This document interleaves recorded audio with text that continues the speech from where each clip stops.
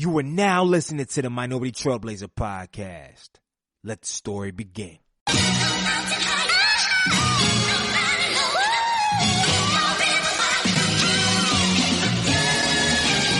One time for the lovers, two times for the ladies, three times for the brothers, four times for the babies. Do you love her? Do you love her? Do you love her? Do you love her? Do you love her? Do you love her? Do you love her? Do you love her? Do you love her? Do you love her? Do you love her? Do you love her? Do you love her? Do you love her? One time for the lovers, two times for the ladies, three times for the brothers, four times for the babies. Do you love her? Do you love her? Do you love her? Do you love her? Do you love her? Do you love her? Do you love her? Do you love her? Do you love her? Do you love her? Do you love her? Do you love her? Do you love her? Do you love her? Do you love her? Do you love her? Brown skin, love her brown skin, love her brown. Brown skin, love her brown skin, love her brown. She my brown skin, love her brown skin, love her brown. She my brown skin, love her brown skin. Hold me down. Welcome to the Minority Trailblazer podcast, and I'm your host, Greg E. the culture change agent. You already know on this show we interview young, successful minorities in a variety of fields to educate, empower, and inspire our current and future generation of leaders. And as always, I got a show for you today. Breaking news. Thursday, April 25th, 2019, from 4 to 6 p.m., the Minority Trailblazer Live podcast will be held at North Carolina A&T. I'm coming home. So all my Aggies, my people in Greensboro, Raleigh, Durham, any surrounding areas, man, y'all come out and pull up and show up for your boy, man. 4 to 6 p.m. there'll be food, gonna be some great questions, great answers, a lot of great energy, man. It's important for students and alumnus and anybody in the Greensboro, Raleigh, Durham area, man. Come on out. Also, this event is sponsored by Amazon, man. Shout out to the people over there at Amazon, man, so for believing in us and giving us a shot. And we gonna be, every HBCU out there, man, get ready. We going on tour soon, man. We got dates coming soon. We got a lot of stuff in the pot brewing, man. So shout out to Minority Trailblazer Nation, man, for making these sponsorship connections, as well as, man, just having faith, man. Having faith. I know we've been screaming ever since we came back about our podcast network. We've been screaming about Trailblazers University since 2018. And y'all haven't seen no dates. We've been screaming about the tour. Y'all haven't seen no dates. Please be patient. We got a lot of stuff in the pipeline. We just can't share yet. And I think I put out the dates for the tour a little bit too soon, man, cause we still having meetings. We still solidifying a couple things, man, but I'm telling you, y'all be patient, because mid to the end of the year of 2019 and 2020 beyond, man, we got a lot of crazy stuff coming, man. It's going to add a lot of value. And you're going to see us a lot more on social media, a lot more just online period, man, sharing stories. And also, too, I want to take y'all a lot more behind the scenes of what my team is doing and everybody involved. I'm going to interview a couple of the podcast hosts that are going to be leading the podcast network's new shows. And I'm telling y'all, man, get excited, because we building something right here. And most importantly, want to bring y'all in to show y'all how y'all can build and potentially even build with us, man. So, Minority Trailblazer Nation, man, I appreciate everything. I appreciate your prayers for my family this tough time we having right now. I appreciate your prayers for me, your support of the podcast, you're giving for the capital improvement campaign, you ordering merch, you're doing all that stuff, man. I appreciate it. But all that being said, we're going to jump right into this episode. Hope y'all enjoyed last week's episode too, man. They got a lot of downloads, man. I see y'all. Y'all like, yo, G Hill back with the 2-hour episodes? It ain't going to be a norm, man. But yeah, I appreciate y'all support, man. Shout out to Morgan McKenzie as well. But yeah, man, Minority Trailblazer Nation, make sure you turn and you keep sharing this with your friends, man. The movement continues to grow. It continues to get bigger, man. It's been 4 years. I appreciate y'all for all y'all support. Tune in for this episode right here. I love it. It's a phenomenal episode, man, about app building, about taking risk, about failing. And it's a smooth ride, man. So that's all I got to say, man. Y'all enjoy the episode. I look forward to talking to y'all next week, because we got more breaking news. Every single week we having breaking news, man. Y'all enjoy the show. I'm excited to introduce this brother. I was referred to him by my brother Moyo Coleman, who just dropped his book. When I update this episode, I'm gonna put the link in the show notes and everything else. So check that out. It was about apps and all that good stuff. But he introduced me to a brother that is doing some phenomenal stuff in the tech space, man. And I just wanted to get him on the show, because I feel like especially as people of color, we need representation everywhere, not just in one space. We need representation in these schools, in the gyms, in corporate offices, as entrepreneurs. But we also need our representation online in our emojis as well. And I have a brother that has been doing some phenomenal work, and him and his team have some good stuff that they're actually is already on the market, but they're actually pushing out to the mainstream. And I'm glad he said, yo, we got connected, and I'm glad to get an opportunity to bring him on the show, man. So I'm not going to read you a long, drawn out bio. We're just going to jump right into it, man. So I'm excited, as you can tell my voice, to bring my brother on the show, add a lot of value outside of just principles and stuff, his struggles with app building, but just his journey through life, man, because he has a very interesting story, and I'm looking forward to hearing him more, man. So without further ado, I would like to introduce Alex Okafor to the Minority Trailblazer podcast. Welcome to the show. Oh, my goodness, Greg. I appreciate it. That was quite the intro, man. I got more work cut out for me. Hey, you already know, man. You from the culture, man. So I already know you're going to do it 10 times what we think, man. It's going to be a legendary podcast. I'm going to speak that into existence, man. All right, amen. I'm with you. So before you begin, I always like to start the show off with a quote just to get the energy where we needed to go and to really just curate where we want to go. So if I could ask, is there a quote or a mantra that you live by, and can you share with our audience as well as an accompanying story about how you apply it to your everyday life? Okay. Give me a second to think about that. If there was a quote, and I'll paraphrase it, I can't quote it exactly. The author of the quote is actually skipping my mind, but essentially the quote was it speaks about simplicity, essentially, right? And it talks about how how the simplicity on the near side of complexity is not worth very much, right? But the simplicity on the far side of complexity is worth a life's work. You know, you give your life for that. That's something that you could give your life for.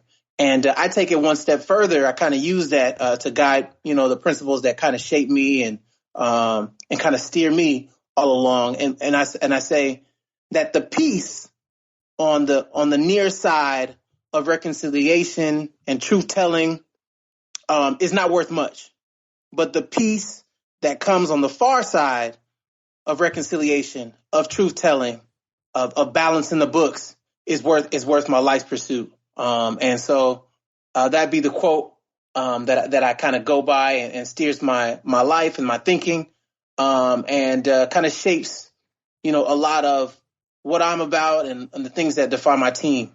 So yeah, that. The second part of the question, I guess, is like where in life that it kind of applies. Yeah.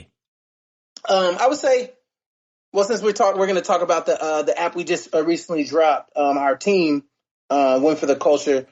We recently dropped an app called Napturilista emoji, and it's an app that's fairly novel. And what it does is works to celebrate Black women of the diaspora, and it features a bunch of different complexions, and it's something that's fairly an everyday thing, but it very much aligns with our belief that representation is important, and it's important that we curate and create and carve out spaces to celebrate and affirm, in this case, Black women. And when you think about the historical context in which Black women have been perceived in conversations, this is specifically in conversations of beauty and worth and desirability, they've always been kind of relegated to the margins.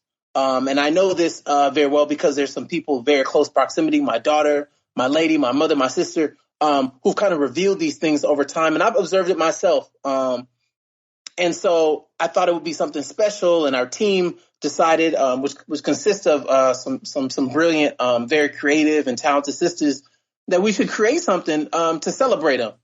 And this aligns with that quote precisely because without understanding or recognizing the ways in which certain biases and prejudices work, devoid of that particular context, the app doesn't seem to make a lot of sense. But when you operate, because we are humans, we operate in a human world, in a social space, when you recognize that, you can see that it makes a lot of space to the people that it works to affirm. And this is sisters across the diaspora of many different walks of life. And for something as simple as emoji app to resonate on such a deep level, and for them to feel an emotional pull and just take joy and pride out of being celebrated and having their natural features and their natural skin complexions affirmed, very much aligns with, what I was speaking to, right? Like on the far side of that reconciliation, on the far side of that truth telling. And it's about giving credit where credit is due in this case with Napturilista emoji. Yeah, man. Wow. That's phenomenal. But I would be remiss if I didn't ask, can you because I know you deep, you from Princeton educated, you break down that quote, man. I'm still trying to get that quote. Okay. So the way I kind of remixed it, the remix was the peace, right? When you think about peace, like from a social perspective, right? There's peace, which is kind of the passive kind, which comes from no confrontation, right? You can say, I just want peace. When people say, I just want peace and just, I want peace, that means there's one type of peace that means, I don't want to be bothered. Like, I just don't want to have to deal with anything, right? Like you think about maybe if you and your lady, you guys are beefing and there's a lot of passive aggressive energy, but at least y'all are not dealing with the confrontation that is necessary. And it doesn't have to be confrontation with a negative connotation. That's necessary to actually work things out. You see what I'm saying? It's a piece that's kind of like, it's cheap, it's not really worth much. It means that you guys, that things haven't hit the fan just yet. Right? Yeah. So you think, does that make sense? Like, yeah, there's an issue, but none of us are talking about it. So we cool. We just going to ignore it.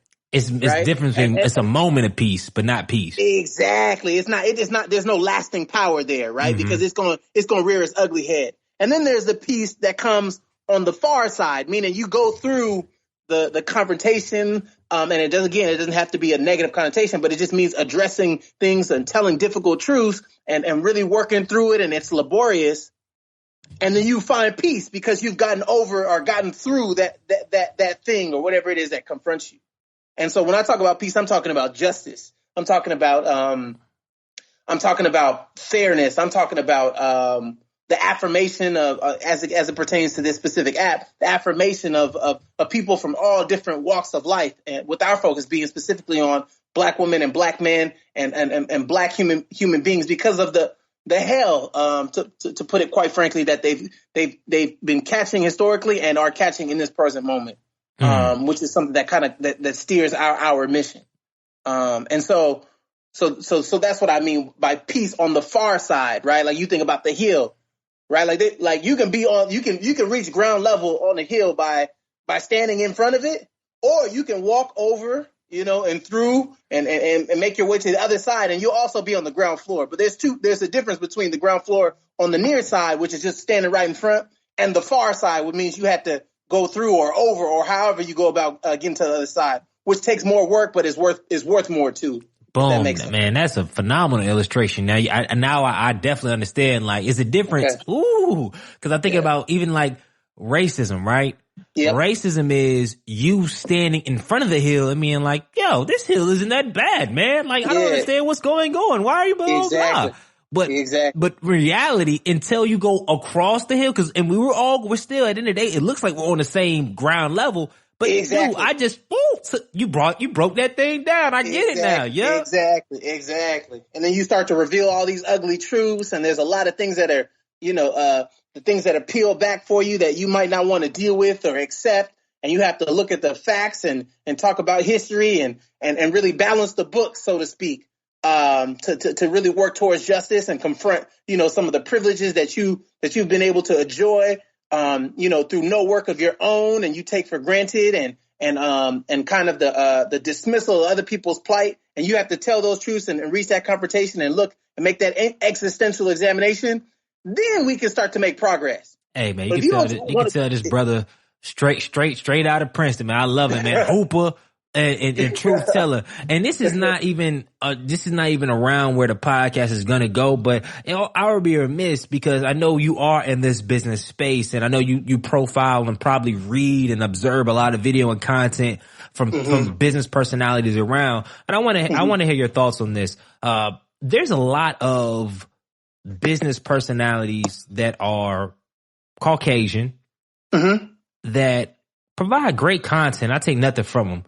Yep. However, sometimes I find it hard to, I could take some stuff, but then some stuff I just can't listen to because it comes from a sense of, some of their stuff, the only reason, not the only reason, but a large proportion of how they were able to move is because of being white. Sure. And it's kind of hard not to, and then they're preaching certain things and I'm like, bruh, I'm not going to make an excuse for myself. It's not that easy, but it's a different context. You have this baked in stuff that you can do as a white male per se, or a non-African American male that we can't relate to. So I try sometimes. I ain't gonna lie. Back now, I don't listen to as much stuff from those that I look at some Elon Musk stuff. I look at some Carrie V. Shout out. I mean, they're cool guys. But I feel like a lot of it's baked in their privilege as well. For sure. So what's your thoughts? Because I know you're in the business space, and you probably read Fast Company, Entrepreneur Magazine, all these stuff. So what's your thoughts in general about that? Oh, for sure. You hit the nail right on the head. I was just reflecting on this fairly recently. I made a Facebook post, and essentially what I was saying was that nothing of consequence can be accomplished alone. So no matter, irrespective of where you are in the world and what you look like, nothing of consequence can be accomplished alone. And anyone who goes about chronicling their story in a way that that speaks more of them and so much less, or fails to give mention to others who helped them along the way, or identifying, this is important because it speaks to your point, the privileges or fortunes that made their realities possible. I have to be highly skeptical, right? Like I'd be foolish not to examine that a little bit closer, right? And that's what you're speaking to, right? Like we have to check our privileges, right? Like it's not okay to have a conversation. And I do listen to podcasts. One of my favorites is How I Built This, for example, to have a conversation and someone talk about how they were dealing with the difficult moment in their company and things where it was a juncture where they weren't sure if they were going to get over the hump. And they cavalierly were able to borrow, $75,000 to infuse business. We can't roll over those moments, right? Like, or to be able to receive a loan, or to be able to have a contact that allowed them to secure investment, or to know someone in particular spaces that they tend to have a higher presence or dominate. That was able to give them leverage or push or financing or funding, right? Like we can't roll over these things because these things, particularly for Black people specifically, but minorities in general, have not in our history. And I know there's work that's being done and certainly work to be done, but have not been available to us. To pick something, there are many examples across the board in the world of business, but these things have not historically been available to us. So we always, I wouldn't say an asterisk, but there always has to be the proper context or backdrop through which we interpret these successes, right? Like it's not to say it's not in conclusion, such and such is a genius, and that's the end of the book. It's like, no, this person's genius was able to manifest with these particular privileges and fortunes that are available to this specific person because of who they are and the things that they have not necessarily worked in, but because of the social landscape in which they are reared. And so they're able to enjoy these successes. So I think that's very important. It's just that in proper context. So when I listen to these podcasts and I read the books or the stories, because I'm always interested in stories. The stories are very important to me. The pathway, the learnings. I always kind of take it with a grain of salt, and I cherry pick the things that I feel like will be more applicable for me in my particular story. Right. Yeah. And you hit on the head. That's why I'm grateful for the audience that continues to dial in and listen to this podcast, support it, and share with their friends, because that's why we focus half and half, and sometimes even skewing 75% on the story, 25% on what they do, so that we can get full context. Because I've seen in the past where we can hit every highlight of Naturalista emoji, Naturalista emoji, how many downloads, how fast it happened, how you created a team, 7 principles of business success, etc. But if we don't give due diligence to your background, then everybody can do what you have done, but it's gonna be it's going to be different. It's going to be kind of like, I feel like not a false hope, but somewhere in that middle, if we don't give context to the things that shaped your experiences in order for you to do it. It just wouldn't be accurate to the culture, because that's how people feel like, oh, I saved my money. I paid down my debt. Why I'm not a millionaire? I followed your 7-step plan. Well, it's like, you do the 7-step plan, but if you don't have that peace and knowledge within yourself, there's certain things that you're going to lack to not be able to do it. Like even myself, when I talk about my journey is, I was homeless at one point, but I always give people context. My homelessness was not because my parents were destitute and it was, I was in like a poverty stricken community. No. My homelessness was because of me overspending and pride. Like my stuff is through authenticity about pride and overspending and all that stuff. So I had to give people context, because I don't want somebody off the street to be like, whoa, I know if they've homeless, they can overcome stuff, but don't think you can just follow what I've done and do the same thing, because you may not have the same results. And Greg, let me just interrupt. I appreciate that authenticity so much, right? Because there's so many people who would not necessarily tell a different story or elaborate on that, but wouldn't elaborate and provide the particular context of which to interpret that homelessness, right? Which is very important, right? Like to leave that portion out of the story is telling, right? And there's some people that would opt not to speak more on that, the details, and break that down. And I think that's very important that you did. And I applaud you for being honest, because we need more of that. We need more of that. But unfortunately, as we transition, get into your story, unfortunately in this day and age, it's just from a marketing perspective, it's very sexy to really get the headlines with no context. Exactly. And then, but it's kind of, and not, it's not really a parallel, but the only thing about brand building that people don't know is once you do if you do get pushed to the top and you blow up off really headlines and people believe you're X, Y, and Z. But the thing is though, if that's not who you really are, then once people start interacting, once people start having certain requests and asks of you, like say, okay, we crossed $1 million, but you got to realize, I know people that's businesses revenue is over $1 million, but the money, the stuff that they're actually bringing in, their profit is less than 60 grand. And no offense to their business, but the thing is, this was the problem, because when you believe that people believe that you're a millionaire or you're doing all this other stuff, then people, it can lead to people asking for it. It can lead to a lot of different things, and then and honestly, you don't have peace. Like I wouldn't have peace if I say I'm doing a coaching course, right? And I know as a speaker, I've maxed out. I mean, I'm around 3,500 a keynote, right? But that's not every single month. Like there's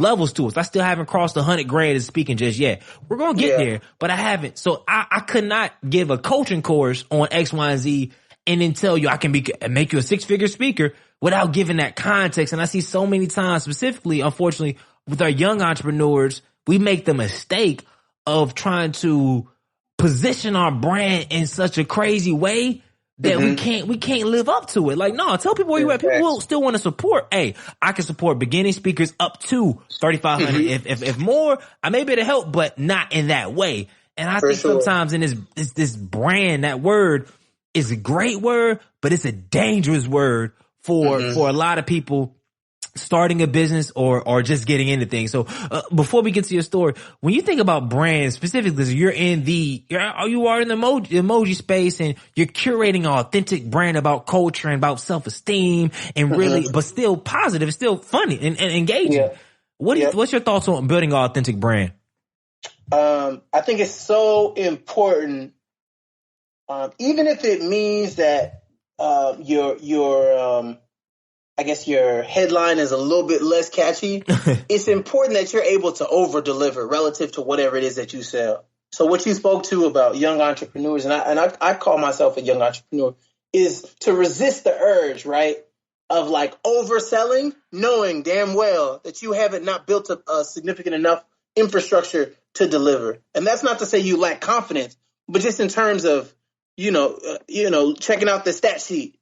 You know what I mean? In terms of what it is that you can do confidently on behalf of your clients or customers, whoever you're providing a specific service to. Overselling and under-delivering. That's something that you have to avoid. And so I always, relative to the point, it's not about necessarily creating low expectations, but reasonable ones, and then working my tail off to over deliver so that the impact is a wow at the end. It's like a punch, like, wow, wow, this is powerful, right? Like I'm always intent on over delivering. I search out for the wow on the service part. And so you still, as far as a brand is concerned, you have to reel them in. But then once they receive whatever it is that you're providing them with, because they end up being your the initial consumers, initial adopters end up being your marketing team. You know what I mean? Your street squad, if you will. They should leave with the wow and be eager and enthusiastic and have alacrity when they when they want to go about telling their friends. Yeah. Because I think. But let's jump into your story, man. Before your endeavors into the app world, because you have a unique background, and I just want to make sure our audience and viewers get that before we jump into your businesses and what you're doing right now. So can you share with our audience, man, who you are and where you're from? Okay, for sure. My name is Alex Okafor, born in Inglewood, California, raised early in my years in Carson, California, and then I moved up to San Jose, California, where I went to middle school for the tail end of middle school and high school as well. I was fortunate to be able to compete and enjoy a modicum of success in the basketball space and perform well as an athlete as well. And so, oh, that looks like a train going by. No, you cool. With the train, that's cool. It's authentic. Okay. It's New York. That's what New York is. Okay, fair enough. And so I was able to actually end up at Princeton University in New Jersey. And I was there for 4 years. And stop right there, brother. Let's take it right back. One, because that's phenomenal. One, were you was a single parent household, and how was it growing up in Cali? Like, what part of California was it? Affluent community? Was it a regular community? Like some context? Okay, fair enough. Okay, good, perfect. Thank you. So, Inglewood, where I was born, was a difficult, more difficult situation, but we moved out I was relatively young when we moved to Carson. And as far as I was concerned, Carson was the most beautiful place, and in many ways it still is, although it's changed a little bit more recently. Just for the simple fact that there was a lot of Black homeowners and really a supportive community with brothers and sisters who looked after each other, and Miss Betty, who's like the grandmother of the whole block, the little area that we from, who kind of just knew everybody, and she's still there to this day. God bless her. Just looking after each other, and when there's a party and one kid has a birthday party, you know that everybody from the community is going to show up and support and pour love, and we just like kind of really a beautiful thing because you just really looked after each other, you know. So definitely, I would say it's a Black middle class community, perhaps, is the way I would describe Carson. Mm-hmm. Inglewood, that community, not so much, unfortunately. And San Jose, California, where I ended up, that certainly classify as a suburban community. Gotcha. What'd your parents do? And were you an only child? No, definitely not. I have 3 siblings. So I have a younger brother, Derek, or Onyi, and older brother Joe, and the eldest is my sister Eugenia, who happens to be the only one who's currently in Los Angeles. And then my parents, God bless them. My mother is a nurse, and currently she's like a nurse for a school with special needs students. Mm-hmm. And she's like the lead nurse on that campus, or across a number of campuses for the county. And then my father is he has an engineering background, so did like computer engineering, and he also like now invests and is involved in a bunch of things in that space as well. So I've been uniquely privileged. They came from Nigeria. They've been here for got to be pushing 40 years. Wow. Got to be pushing 40 years or 30 or 40 years, respectively. So they've been here for quite some time. just, we kind of seen growth based off of a lot of sacrifices that they made, starting from Inglewood and kind of ending up where they are currently. So we're uniquely blessed. In our household, education was something stressed. Stressed is putting it lightly. Did not play about education. I grew up in a household where my father really reinforced the idea of possibility and fed me a lot of confidence by reminding me that people who had achieved things that I thought were admirable or were excellent or marks of genius, that they had one head just like I did. There's a famous the question he used to ask a lot, when I would marvel and those types of things is did he have two heads or did she have two heads? Whoever it is that created this beautiful thing. And when I was little, I used to get annoyed by those things, by that question, but it started to really sink in over the years. Right. And essentially the gist of it was, it's a human being just like you, who was willing to work and make sacrifices and really work to figure it out. And obviously there's context, but it just made me feel as though, things were possible. It stretched the scope of possibility in my world. So I'm grateful for my father. My mother, she is a praying woman and really encouraged me to have faith and really helped me to reconcile, difficult moments or moments of self-doubt or when things weren't, necessarily shaping out the best way, to just continue to believe. And so just a lot of credit. I could go on. We have a podcast about them, if time permitted, but I don't want to take up all the time. But yeah, so I've been uniquely privileged. I think it's important to give that proper context. My parents are college educated. They actually both have post bachelor degrees, so masters both respectively. So I was certainly privileged. I'll say that. And also too, and I just want to be honest in asking because being from the app, and one is your lady, is she of African descent as well, or is she just African American? Yeah, she's black. Her family is from, the family as far as she can trace is like Louisiana, and her father's family is like Chicago and Detroit. So she's as far as she can trace back is the United States. So, got you. She'll characterize as black. And being that, as we talked about earlier, we're going to jump into it a little later in the show. But as far as the Naturalist emoji and respecting women and how we interact with women,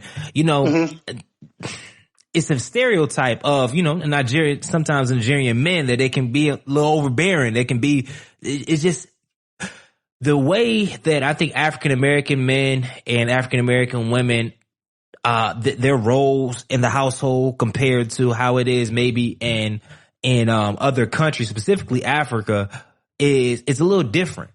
So would you, from my perspective, from people that I met, like the way they operated households and the fundamentals on education, the fundamentals on giving effort and all that stuff is a lot different than honestly a lot of the households that we are in, but also too the dynamic between the husband and the wife, and then some of the things that they work through. It's just different. And I never really asked anybody that's from Nigeria descent, but I said, I figured I'd ask you, like growing up, as far as how you relate to your significant other, but also too, how you relate to women now in this context, because as you speak of, what you're doing now is to affirm and push them forward. So how do you respect, or how do you go about, your relations or treating women? That's a good question. That's a loaded question. It's a lot, but I hope you get the context, because I mean, it's just something that I never really discussed, but I've always thought, like, man, shoot, Nigerian men, they kind of hard on their women, man. Like, it's just, and I didn't want to put that on every Nigerian man or every relationship within that culture. Sure. I definitely, I don't want to be quoted as the spokesperson for Nigerian men. I'll speak for this Nigerian man that by the name of Alex Okafor, and I'll speak about this particular moment with the lady that I've been privileged to have a relationship with. I I just, I think it's just been a learning experience. I think it always starts with respect. And I think respect and love and working to have like authentic love. Not the social media type of love. The love that involves, truth telling and being honest and being loyal and being faithful and trying to lift someone up. I think that kind of steers like a lot of my engagement. I personally am like a very prideful person. So I think with our relationship, one thing I've really worked to do, and I have a long ways to go, is to put the pride aside, because love and pride and ego cannot exist. They can't coexist. And so that's something that I've really kept in mind. But I think we have something good going. I like to think that she would agree. I'm proud. You know what I mean? Yeah. She'll listen to this podcast like, what? Yeah. Be the comment, but nah, I just Yeah. And I support her goals and believe in her vision. I think there's a lot of alignment there, and she certainly does the same for me and speaks positivity and life into me. And I think that's reciprocated. We certainly get on each other's nerves, and we probably, like anybody else in a relationship, don't always like each other. But I think we work to do our best to love one another, even when it's difficult. And so for how I engage with women, now more than ever, I think I'm aware of a lot of the learnings, and these are not active learnings, right? This is just passive by virtue of living in a society that is chauvinistic, that can inculcate you with certain prejudices or ideas about what gender represents. In this particular moment, I've worked to unlearn a lot of those things and to learn from a different perspective. And I'm more my ears are more open to some of the things that are happening and go on. And my daughter has certainly opened my world to a lot of these conversations, and certainly my lady has broke down a lot of things. So I've been blessed that way, and reading material from from different women who've advocated on behalf of sisters specifically and women in general, and really just trying to work to learn that has opened my eyes to a lot of things that I've done that I'm probably not proud of from my past, but also to make me a better man right now in the present. So I think it's ever evolving, and it's something that I'll continue to build on continuously. But I like to think, I'm a pretty good partner. So no doubt. She ultimately has the last word. So. So as we transition to, okay, you're at Princeton now, man. Basketball player, doing your thing, man. How was it like managing being a Division I athlete at an Ivy League school, but also making sure that you get the most out of that education? Got it. That's a great question. Let me be completely frank. I didn't manage it well. Striking that balance between the academic demands, particularly early, not necessarily having as much confidence in myself as a student, and kind of wanted to link my identity to sports was something that I leaned towards until sports kind of hit I'll say a difficult moment or difficult space, and it kind of had me reevaluate things. So like coming in, I knew Princeton is a very competitive school. It's a lot of very gifted students, a lot of walks of life with a history of like performing very well. And I think as a coping mechanism in that particular space, I kind of undersold myself, right? Like I didn't apply myself to the fullest extent early on. And I kind of leaned on being an athlete. And then I ran into a situation where things weren't really working out with the coach. I think I lacked the type of emotional and maturity to deal with the coach and the just, I guess, the system at Princeton, generally as an athlete. And it made things a little bit more difficult for me. And so there was a lot of growing there. And I certainly didn't always enjoy it, but, in hindsight, I'm so grateful for it, because what it allowed me to do was to fight to kind of define myself in a different way, and to really remind myself of what it was that I'm capable of, as an academic, as a student, and also as an athlete, but that there was so much more to me. And this is something that the seeds that my parents planted on early on, and for them to kind of really break surface in that moment was very powerful, because it's something that stuck with me. But balancing those two as an athlete, Division I athlete, and an academic was very, very difficult for me specifically. And it was because I had a lot of growing to do from a maturity standpoint to balance that. It wasn't a situation. There's nobody taking classes for me or writing papers for me. You are very much a student athlete in every sense of the word, in at Princeton at least. That's what I can speak of in my particular experience. And so it was, there's nobody's in no lollipop classes and none of that, and so to be tested in that way was, I'm grateful for it. And what'd you major in? I did politics. Yeah, I did politics, political theory. So at the time, like, why'd you choose that major? You know what? I had ambitions of pursuing a law degree, and I also just thought it was like something that just really appealed to me. The idea of understanding the social political landscape and the nuances and intricacies of the landscape that we exist in, what makes things go, and understanding power structures was just something that was very, very compelling to me. I felt like politics lent itself to helping me kind of unravel or unpack a lot of those things. So it was a beautiful introduction. Heck yeah, man. And And with all that being said, so you're at Princeton, mm-hmm. you graduate. So mm-hmm. what's next?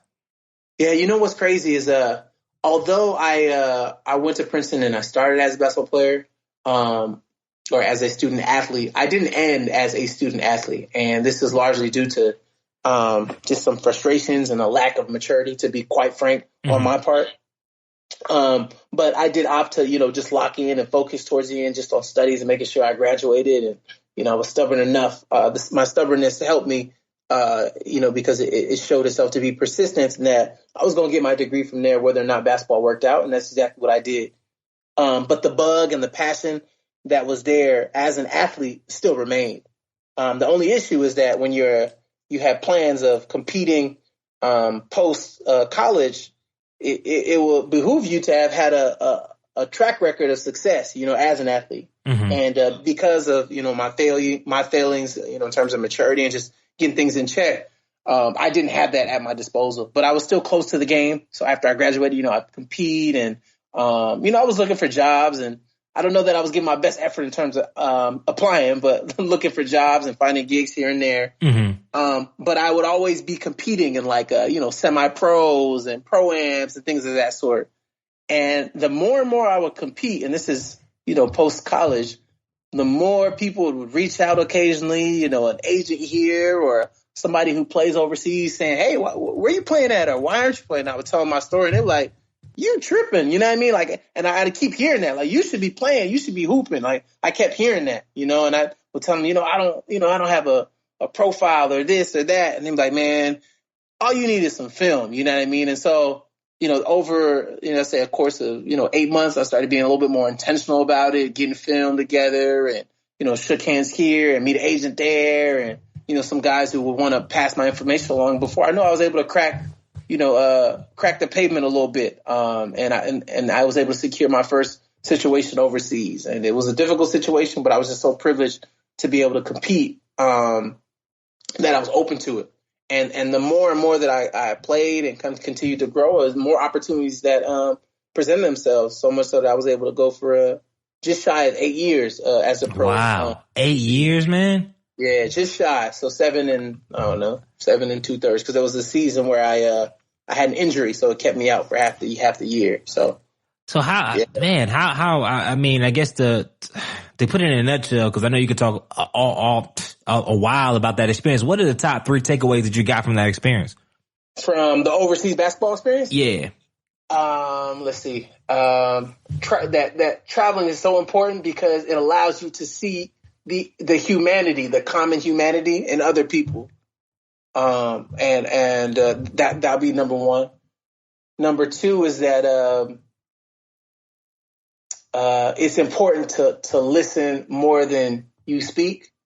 And so many of my learnings came in car rides or just informal conversations because of like a willingness to just listen and lock into the different perspectives of people from so many different walks of life. And I was able to hear things that they articulated and also to hear things that were not said, you know what I mean? If that makes sense. Yeah. Hear things that were not said just by virtue of just being open and just observing. And so I'm so grateful for that because I think it's helped me in a lot of ways. The third thing would be that it's just important to have faith. There are a lot of, it's not easy to always it's not easy to be in so many situations of uncertainty. Because you know what I mean? Overseas is a lot. Overseas basketball, from what I've heard, I mean, showing up the game may be canceled or checks late and maybe get cut, and it's just it's you're always got your head on the swivel. For sure, that's the fact. It's not pretty. It's not. I know there's at least within the States, this idea of like what it means to be a professional basketball player, but it's not the same abroad, at least in my experience. And so there was certainly some privileges and things that were amazing that I was able to experience, but it wasn't sweet, in a lot of respects. There's a lot of cutthroat things, and it is a business, and people, they very much conduct themselves in a business-like manner. And so there was a lot of instances of uncertainty or just where I wasn't certain how things would shake out. And so just having the importance of faith, leaning on and trusting in God that he'll bring you through. I think that was probably the biggest thing. So I guess we say that just maintaining faith in all things and just trusting it'll work out. Because there was a lot of things that were just, that happened throughout those years. Overwhelming majority, beautiful and great and stories that I like to recall, and maybe a few that I would not be so happy to recall. But in all, it was a beautiful thing, and it was faith that brought me through it. So I'm so grateful for that. Grateful to God. And as we transition into, because this is probably the segue into your entrepreneurship journey going forward. So all right, now professional career, for the most part is done. You come back to the States. So did you jump right in that? The apps, like what was your first business and how did you transition from your first thing that you started or you worked on when you first came back to what you do today? Yeah. So interestingly enough, we talk about faith and trusting that things will work out. My first, so I had always kind of dabbled in the summers. I get to return home to the summers and kind of dabble and experiment and learn. And, I'm always just trying to learn and grow.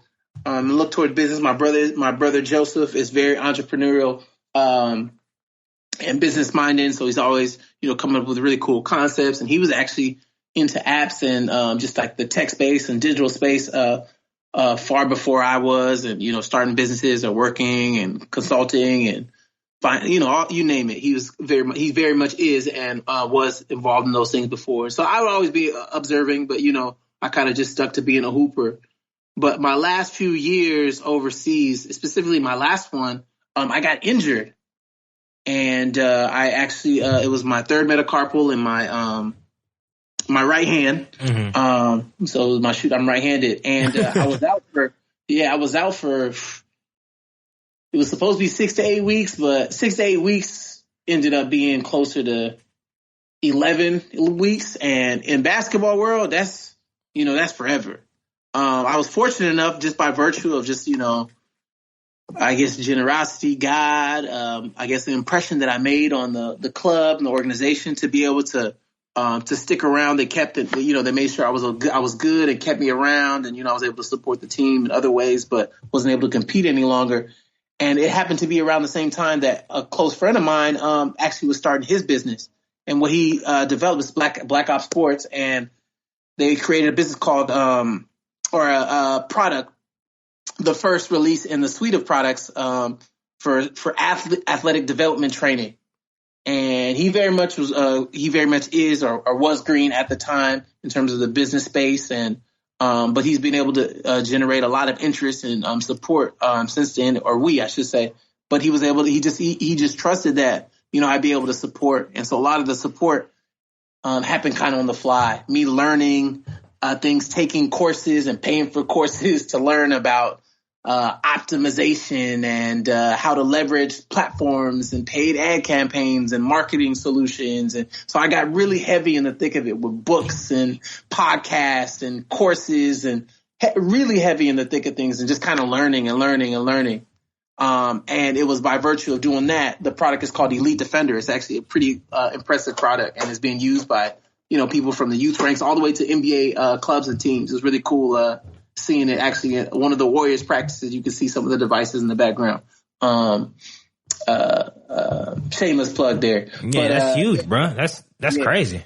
Yeah. So, really special basketball development product. And, I was, de facto marketing strategist type of guy, complimenting the CEO, Derwin McCoy. And it just, from there, the learnings just became immense, right? Because anything that came my way, like, I was eating it up. You know what I mean? I'd always been kind of eager, but to really start to lock in and think about, okay, cool, like, what's the best way with a limited ad spend to stretch this? You see what I'm saying? Okay, what does a partnership look like? What does leveraging influencers or establishing partners, or how do I go about establishing these relationships? And if I don't have a lot of money, what kind of unique proposition or value proposition could I leverage or tell, or what kind of stories could I tell about the product, or how could I position it, or you see what I'm saying? Like, just different things like that. And the learning is just immense. And so while doing that, I started to really, really become a little bit more seasoned. And the returns and stuff like that were incredible based off of the courses and stuff that I took. So much so that we ended up on the radar of some well-established companies, who were trying to essentially stop our flow. And so they tried to throw some legal red tape our way, and we had to kind of slow down a little bit, but luckily we were able to pick up fairly recently. Not long ago, we were able to, make sure everything was squared away from a legal standpoint. But yeah, just from then, I kind of pivoted once things kind of slowed down and started to look for ways that I could start to, maybe do things or explore ventures on my own. And it just so happened that my younger brother was also interested in doing something similar. And so we started to look for places of alignment. And some of the things that we wanted to do or wanted to explore as a business model was whether or not we could bake our desire to create services and products and offerings that work to affirm, empower, and connect Black folks, young Black folks, Black millennials like ourselves, that could also bear fruit, like whether or not that was possible. So we started to just look for a bunch of different ways to do that. My brother, he happened to have done a lot of really cool things. This is my younger brother, in the event space previously, and was working. He had a really cool concept that we're still really trying to iron out on the web. But we started to just explore different things, and we knew we wanted to get involved in apps, and we have some products and stuff that we were introducing as well in the near future, as well as like cool stuff like merch. And we just wanted to see, like, hey, what can we create a brand? Like, can we create a brand that works to do these sorts of things, that works to build and affirm and inspire and connect Black folk? You know what I mean? Like, and can that be something that's profitable, where we don't compromise our integrity for the bottom line, but we're offering something of value that people are willing and excited to pay for? And so that kind of just started to start to be our modus operandi. You know what I mean? Like, everything that our MO was just like, hey, if it works to build and celebrate, like, let's explore it, right? And so for a point of entry from the app space, right before we start to get involved with more ambitious things, we said, hey, why don't we explore like what's the lowest entryway that we can really start to explore, that maybe we can test out this model. And so, I had to happen, Moyo as well. It just so happened that, I've been following for some time, just kind of learning from a distance, where I decided to dive in. and to check out some of the things that he'd been doing. He had like a course that he partnered with. I took the course, and I saw, people are doing like cool emoji stuff. And then I started to talk, just to people around me. And I actually found out that there was like within amongst our community, particularly for women, among women, that Apple had yet to release an emoji with natural hair. Wow. Right? Like, you know what I mean? Like, and we're talking about, this is $1 trillion company. You know what I mean? Like I don't know. There's a significant portion of the population of the demographic, people who buy their phones baked into their default keyboard, who have, Afro textured hair that is curlier than the lady with the bob or whatever, that standard default, right? And we thought it spoke to something larger, right? Like, it's something as simple as an emoji, but if you really think about it, like, how could they not have that by now? You see what I'm saying? Like, think about all the people that they're serving and how big of a organization it was. And so I said, cool, like, this is a classic example, and it's something as simple, but it speaks to a bit larger problem of Black women kind of being the last to be thought about, right? So there was talks like, okay, we're going to work to figure out a way to create something, that can appease Black women. I talked to my lady. I said, what if I worked to, would you advise, would you kind of help to guide, if I worked to put Black women at the centerfold instead of being on the margins of this conversation, as opposed to being an afterthought? What if Black women were the exclusive focus, right? Me thinking also that Black men don't, or men in general, don't use emojis as much. They aren't as we use the basic boys. Like, I don't know if I could be like, oh, brother, let me use the Tyrese emoji. Let me use the like. Exactly. So from a business standpoint, that was also part of the consideration, right? Like, yes, we want to focus on sisters, but also brothers, like, in my experience at least, and, from the research that we did, didn't tend to use these type of emojis and sticker apps as much. So I said, cool, what if we created something? And then I thought to myself, said, well, we create something, it can't be basic. We got to over deliver, right? Like, that's the big thing. It's always about over delivering. And I said, okay, cool. We're going to make them 3D. You see what I'm saying? Like, the designs are going to be 3D. So it's going to really pop and it's going to show that melanin. We're going to have a bunch of different complexions. And I had my lady and a couple other women, my eldest sister and Faith Omunsa.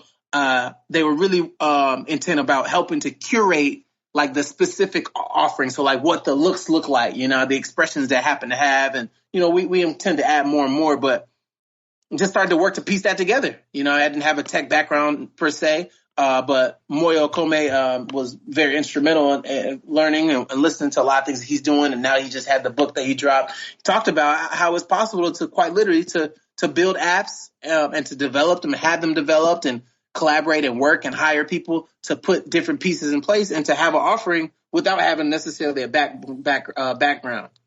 And then so we started thinking about, okay, cool, how can we build a business out of it? And so from there, we decided, okay, why don't we create an e-commerce element?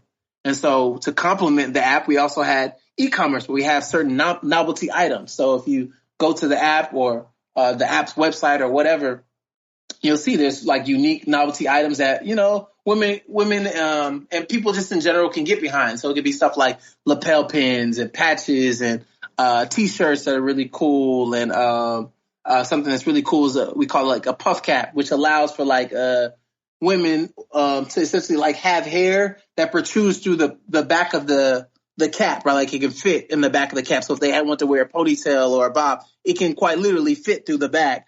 And the interior is satin lined, right? And we like to protect the texture. So you imagine like a do-rag fabric or a satin bonnet, that the interior of those caps are made of that. So just like these certain types of learnings, like, okay, cool. Does this appeal to the demographic? Like, what can we work to create?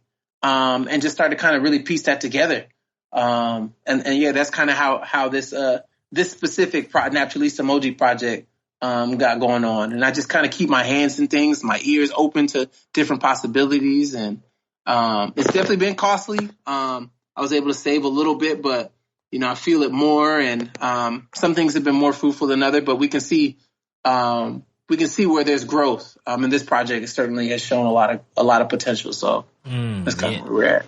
So from thought to conception to actually being on the App Store, how long did it take? From thought to conception to being in the App Store. More so from or you have the idea, but from idea to App Store, yeah. from idea to App Store. From idea to App Store was over a year.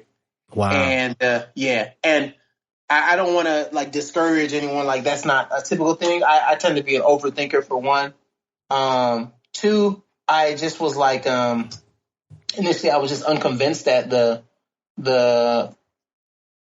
that I was unconvinced that I had something necessarily.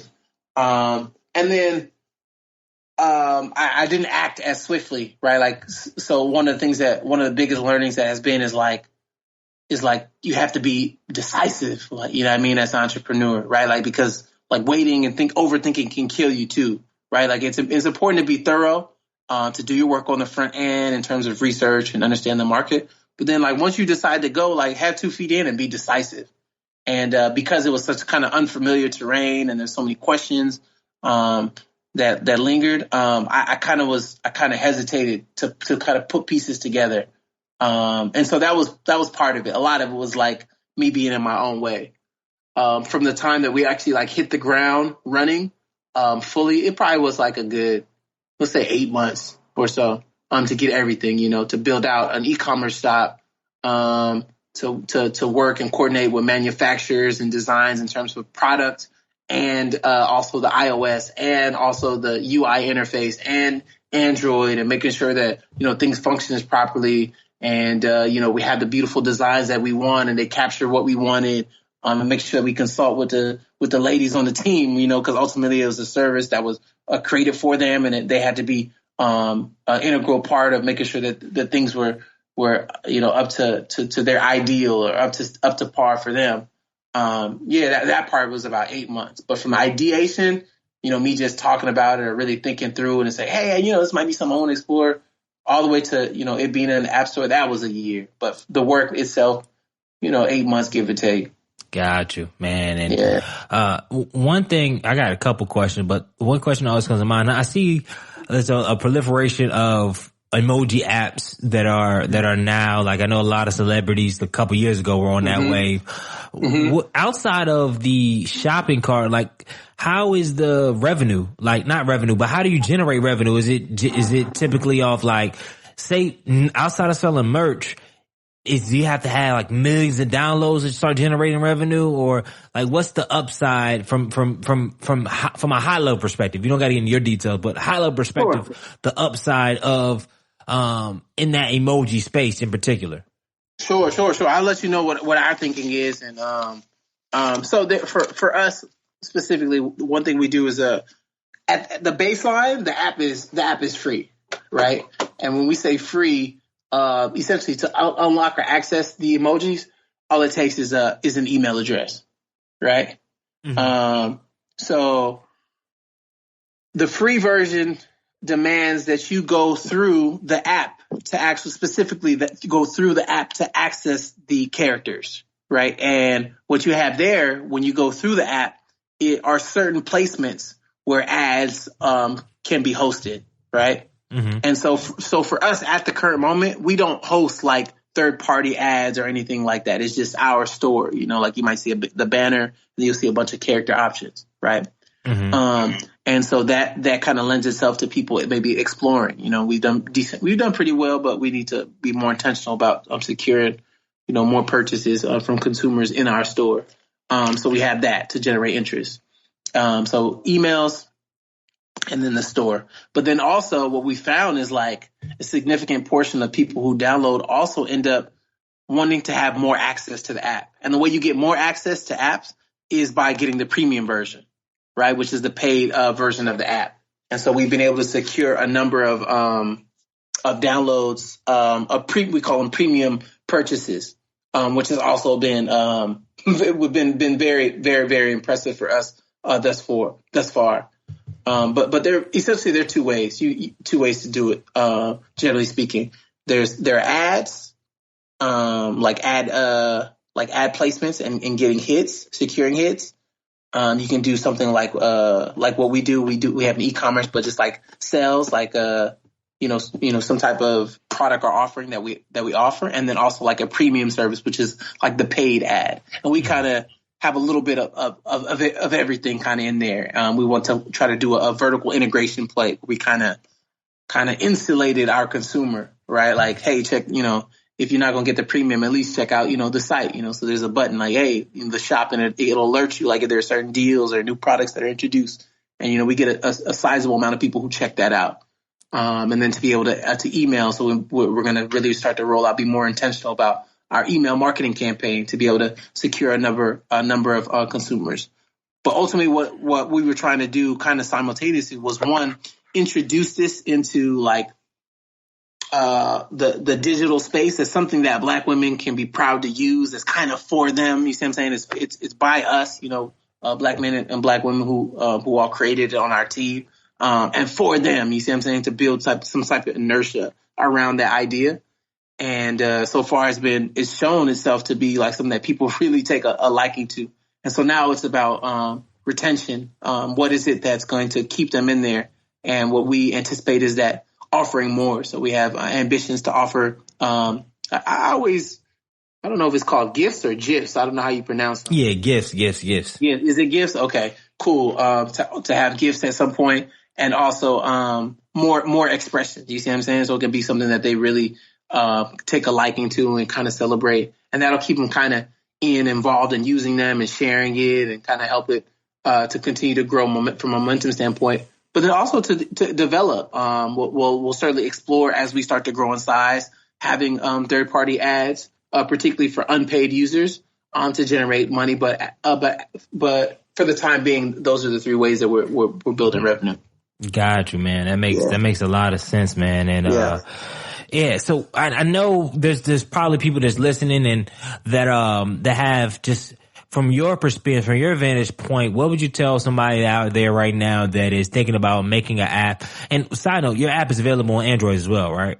Yeah. It's available in the App Store and in Google Play. Yes, it is for phone devices and tablets, I believe. So it's working correctly. And everybody all the information will be in the show notes. So make sure you go ahead and download the app and tell other sisters about it. Let's get some more momentum behind it, because it has already a couple hundred reviews. So it has probably a good amount of momentum already, but just continue to put the fire on that.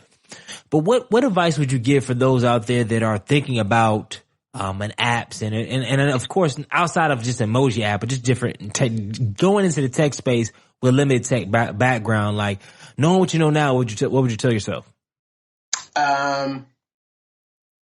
Knowing what I know now, I would say to do the work on the front end, to really focus and lock in, like be thorough, right? And I feel like I tended to be very thorough in my work. So lock in early in terms of understanding the market, understanding competitors, understanding the unique value proposition and kind of where you can fit in the landscape, charting out a little bit of strategy, because you have to be fluid also in terms of how you plan to introduce this to market and how you think you'll get it to stick. Understanding just like the business structure, like, okay, this is how we're going to generate money and this is how it'll be able to be sustained. But then once you decide you're ready to go, like, go. You know what I mean? Like, don't keep second guessing yourself and asking too many questions.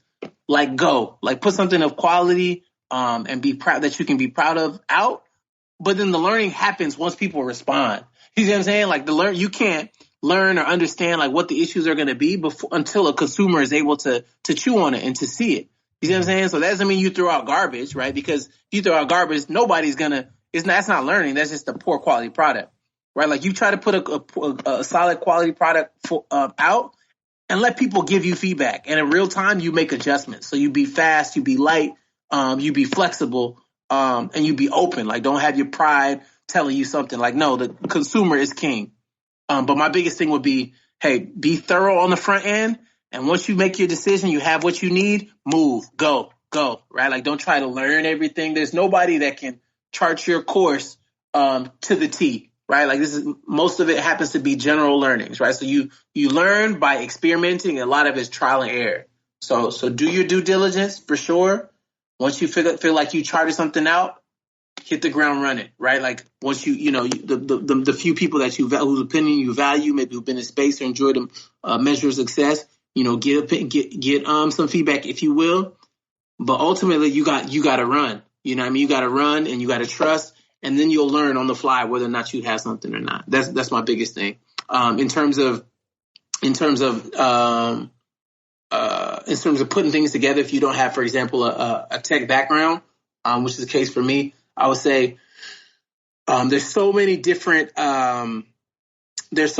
things you can leverage. Like there's like Upwork and Fiverr and different things that you can do to be able to get a designer, to have somebody to take care of you, i.e., but also to be connected with developers, right? I was fortunate enough, and this is also another shameless plug, to work with Moyo Kome's App Magic team, and they do amazing work. So depending on where you are and what your interest is, that's certainly a way to go. And I intend to doing feature projects with them. But there are so many resources out there, and perhaps I could share more of those things for you to drop in the notes for somebody who might want to explore that. But yeah, it's certainly possible. So don't be in your own way. Don't overthink it. After you do your due diligence, make sure you run. You know what I mean? You run. Just go. Just go. Yes, sir. Yeah. Yes, sir. Yes, sir, man. And what now? Because I know you've been around a lot of places, man. As an athlete, as an entrepreneur, as a father, what is at the end of the day? What are you going to quantify as success? Oh, that's a great question. So I guess I told you what kind of guides like the business that we're doing over at Winford Culture in terms of like working on behalf of Black people, and working to affirm and celebrate, empower and connect. For me, that's a mission that's worthwhile. I think when I think about success, I think about something that's of substance, with like a higher purpose than a bottom line. And certainly, y'all want to live good and do well. I've been blessed. And certainly, want to have, ventures that are fruitful. But that isn't it for me. I think when you can strike a balance between doing good, and when I say doing good, I mean doing good work, things that is impactful, substantive, that aligns with your personal passions, that can affect other people in a positive way, and doing good personally. So doing good and doing good personally, in a way that doesn't compromise your integrity, that doesn't take away from you living out a truthful and authentic life. I think that's success if you strike that delicate balance. Hit on the head, man. That's I'm excited, man. I'm really excited what you got in store with outside of this app, but just in general, man. I feel the passion, and coming from, like I said, a Princeton grad, former athlete, and a guy that just is moving forward, just trying to change his culture in a variety of different ways. And also too, you working with your brother and working with family. That's really important as well, man. So, I'm just grateful to have you on the show. But before we conclude, man, I got a culture change round, rapid fire round. I got 5 rapid fire questions. Hopefully get rapid fire answers. Then I got one more segment. But before I even get to the culture round, I always make sure I ask this question to every single person that comes on this show. And throughout your journey, and you could pick a moment, whether it be in basketball or entrepreneurship or just general so far, what was your biggest learning moment? And maybe it was a story or an event that happened that really allowed you to become the person you are today. Wow. That's a big question. Yeah, that's a good one. That's a great question, Greg. Man, that's a good one. I'll start, because context is king, or is key, I should say. I'll start by saying that the person I am, I'm certainly happy with, but I'm more excited. I'm enthusiastic about the person I'm becoming. So this is a process that's ongoing, in terms of growing and really coming into my own. But certainly I've made a lot of work, made a lot of ground. I'll say that one of the biggest things that was like very, very instrumental for me was that process at school, where I decided that I wouldn't shy away from trying to be the best student, and really try to highlight, I guess, my intellectual capacity, as opposed to kind of diminishing that in fear of like maybe not being good enough or sabotaging myself. So it was that moment, like in school, where it was like one of the first times I wasn't actually an athlete on campus. People didn't even know me as an athlete. And that part was very difficult, right? Because one, I wasn't doing something that I've been so passionate with. But two, I also didn't have a cop out from a I guess an existential like identity perspective, right? When you think about like athletes, sometimes like, oh yeah, I'm just the athlete in the circle. Mm-hmm. Right? Like, it was like my first time where I was like, oh no, I'm part of like the general student body, but like I'm actually not an athlete by definition. I'm not on a team. You know what I'm saying? So I'm a student here. So to really define myself by that, you see what I'm saying? And like let my mind be the thing that like, you know what I'm saying, that like brought people close to me or made people feel like a sense of connection or that opened other people's eyes. Like that was like one of the really like telling or defining moments like in my life, right? Like people like really respecting me. I'm talking about there's some brilliant people that I'm blessed to be able to call my friends now in this moment, but to respect my mind, you know what I mean? And really to learn and to dive into that part of my, that feature of identity. I think that was powerful because it stuck with me, right? Like even as I went and played professional in all those years, you know what I mean? I always had books, you know what I mean? They make jokes like, who is this guy? You know, like why is he reading books on the you know, on the plane? Or, you know, I used to have teammates or, you know, like they have girls club, they make crack jokes. Like, why is this guy writing essays all the time? Like what, what are you doing? Like, you know what I mean? Like, you know, cause maybe I think they saw themselves through a specific lens.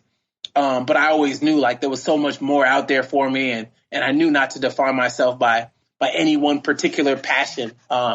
And to allow, you know, basketball to be something that I did, you know what I mean, but not something that defined me or who I was. So that was like that was a very, very impactful, particularly from like the entrepreneur, just like life professional space. Like that was very impactful that period in college. It's crazy that you say that. And earlier this morning I had a podcast with another former athlete. He played baseball first 3 years and then last year became the starting quarterback on the football team. It's crazy. Wow. But his biggest thing was, and I think a lot of athletes or people in general, because from a young age, specifically when you're athletic or you're doing things, you get a lot of hype from a young age, especially like D1 guys. Like you're getting a lot of hype from middle school, high school. You the ticket out, you this, everybody's on your team. You usually are one of the more popular kids at school because you a dog on the court. And then college, and you slowly but surely you identify with being that person. And then college comes and, you know, everybody doesn't make it to professional. So then, and everybody doesn't make it to being a starter on a collegiate team. Everybody doesn't make it to staying on the team for 4 years.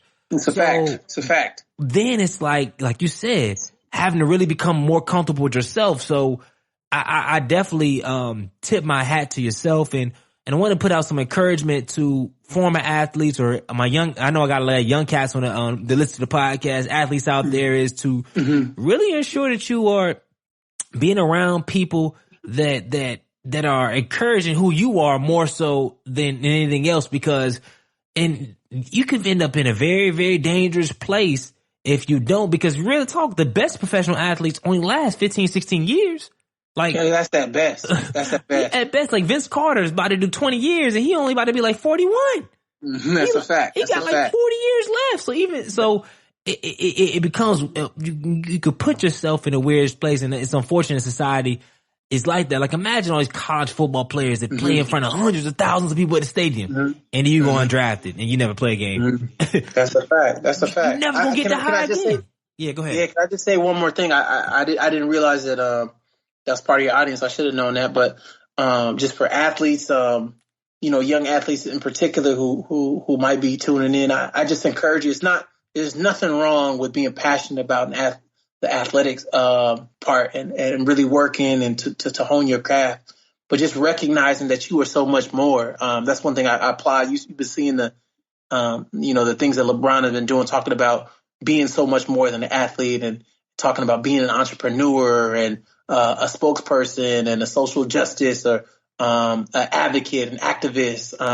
There's so many more elements to who you are as a human being. So don't don't box yourself in. Don't allow anyone to box you in. If you have other interests, make sure you're always cracking open a book. You're looking and exploring the possibilities. And oftentimes what people find, particularly people who are really invested, who have a lot of potential in the athletic space, right? Like, because there's a passion or particular passion, they invest a certain amount of time and energy and effort into really, really, really mastering or to really, really grasping like the art of, whatever it is, basketball or football. And all it takes, oftentimes, I say all, it's a lot of work, but it's well worth it, is transferring that same, as I tell people, I say, I'm bringing the same monster to this space. You know what I'm saying? Like, it's the same monster. It's the same competitiveness. And at the worst, it's stubbornness, but at its best, it's persistence. It's not taking, accepting no for an answer. It's working and grinding and doing things that other people won't so that I can have things that other people cannot. You see what I'm saying? It's the same competitive energy and the zeal in a different domain. It's just all it is transferring it. And when you recognize that you're so much better, that you're so much more than just being an athlete, somebody who can score touchdowns or hit a baseball over, a field or, throw pitches or a football player, who's a beast on a gridiron, but you're a beast as a human being and you want to maximize your potential, you'll see that there's so many things that you can produce, so much greater impact than you could if you just, were out there with a helmet, or some gym shorts. You know what I mean? I think that's important for young people to really grasp. Our last round is the most exciting round, culture change round. I ask 5 rapid fire questions. You give me 5 rapid fire answers. You ready to rock? Yes, sir. What's the best piece of advice that you have never received? That people will show you who they are or tell you about themselves without saying much. That's real. That's real. That's real. Doesn't take a lot of words. If you could add one habit and take away one habit, what would they be? If I would add one habit, it would be to really consistently like operate on a schedule, like a tight schedule, like really invest more time on that. If I take away one habit, it would be not staying up working so late. Yeah, like making sure I get more rest. Like get to bed earlier. That's real. Yeah. What is your favorite book and why? Ooh. So there's a tie. I would say I'll go with Paulo Freire. I hope I'm pronouncing it correctly. And it's called Pedagogy of the Oppressed. And the reason I like that book is because I told you, I have a politics major, but also a background. I'm just like very concerned with like socio-political and economic and cultural landscape, like other, in which we exist and like how much power structures define things. But that really peeled back a lot of the dynamics between oppressed people and a lot of things that they deal with. And it was just a very powerful book. And it's, I still reference it to this day and just kind of opened my eyes to a lot of things. So yeah, my favorite book, Pedagogy of the Oppressed. It's a great read. What is your biggest fear? My biggest fear is not maximizing my potential. And I say this not just as a professional or, a businessman or entrepreneur, but just not being the best, like not squeezing everything that I have, as a father, as a mate, as a brother, as a confidant, as a someone with potential to make impacts in the world from a social standpoint, activist or what have you. I want to squeeze out my potential. I don't want to waste it. At the end of the day, I don't want to waste the gift. That's my biggest fear, is wasting the gift. Real. And the last question in this round is, if you were the president of the United States, what is the first thing you would do? As the president of the United States, wow. I would commission us to evaluate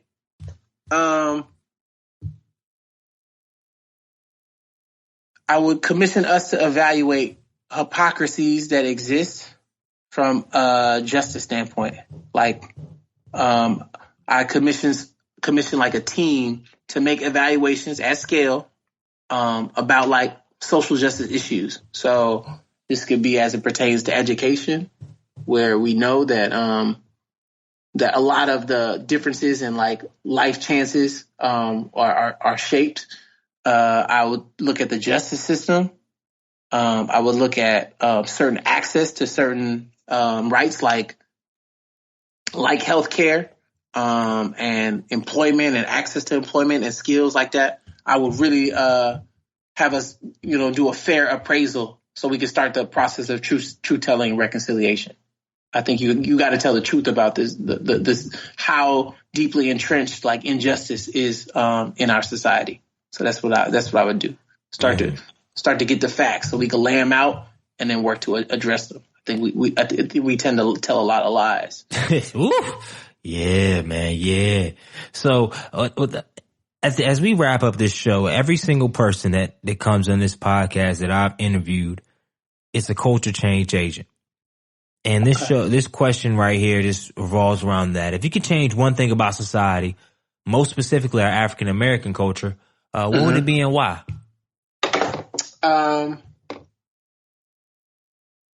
If I could change one thing amongst our culture, it would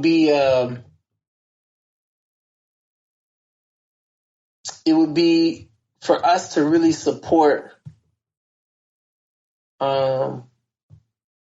like the process of self-actualization, like at scale, for Black people, like and young Black people in particular, right? Like I think oftentimes, like at least from what I've observed and read,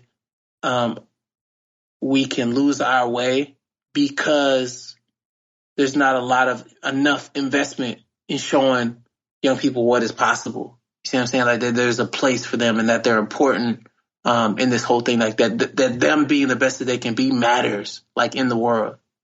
And also providing the infrastructure and support and resources to help them see it through.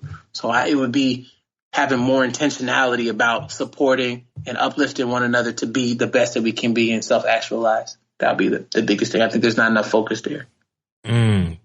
Well, you words can't explain it, man. You got it, dog. So, as we close, where can people find out more information about you, what you're doing online, your businesses, etc., as well as, once again, where can people download your latest app supporting all our Black, brown, and yellow sisters out there on the app stores? Okay, for sure. In real time, I'll say the best way to reach out, you can find me on LinkedIn. I'm Alexander Okafor, and I obviously have a lot of updating to do because a lot of the most recent projects that I've been involved with have not been updated. And I'll be fully transparent there. I'm also on Facebook. The Win for the Culture, you can check us out at winfortheculture.com. Win as in victory, for theculture.com. And we'll definitely be updating our site relatively soon, but it just gives you an overview of what things we're focused on. Our website for the app and the e-commerce shop is Napturilista, and Nap with a P. That P is intentional because it signifies the curly textured tresses of Black women and men. Napturilistamoji.com. And then the app, you can find it in the App Store, the iTunes, and in Android for was it Google Play? So Google Play, iTunes Store. Also, stay tuned. We have a project coming out where we're going to offer some digital solutions support in terms of like branding, marketing, development, UI, and you name it, marketing, digital solutions support called Ameri Digital, which we're working really fast to get up and running. Been actually offering a lot of services, but hadn't been doing it under an official title or name. So actually going to really go ahead and stamp that very soon. So I'm putting that out there. So just, those are a few of the things that are in the works. But yes, the best advice would be to check me out on LinkedIn if you want to get in touch and collaborate. Say no more. So, hey, Minority Trailblazer Nation, man, I just want to say from the bottom of my heart, I want to thank you, brother, for giving us well over an hour of your time, bro. No, Greg, man, I'm humbled, man, that you counted me worthy to be on your podcast. I just appreciate the great work that you're doing. your patience with us, working the kinks out to make sure we're able to have a conversation and just thank you for having me. I hope I offer some substance and some value for your listeners, and it was a worthwhile conversation for you. Hey, no, it definitely was, man. I can't wait to see what you got in store, brother. I'm glad we got you on here to break you in, man. And, Minority Trailblazers Nation, make sure you go show and celebrate the app. Show some love, all right? So, and also too, Minority Trailblazers Nation, you already know, I ain't forget 2 things. 1, make sure you leave a review and share this podcast. 2, make sure you changing the freaking culture. Good night.